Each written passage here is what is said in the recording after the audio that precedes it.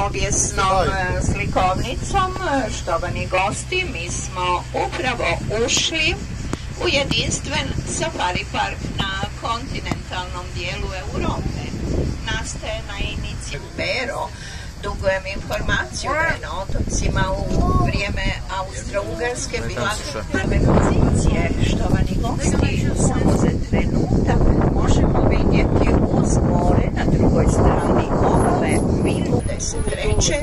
i vila Jadranka, prva rezidencija koju Tito koristi od 49. Vidimo na moru molo ispred vile Jadranke. No, vjerujem da vam pogledi prate ovaj safari parka. Tu je ljama koja poput magarca daje višestruku korist čovjeku. Tu nas obradovale, prvi puta su na kontinentalnom dijelu Europe životinjama u koje spada istarski mag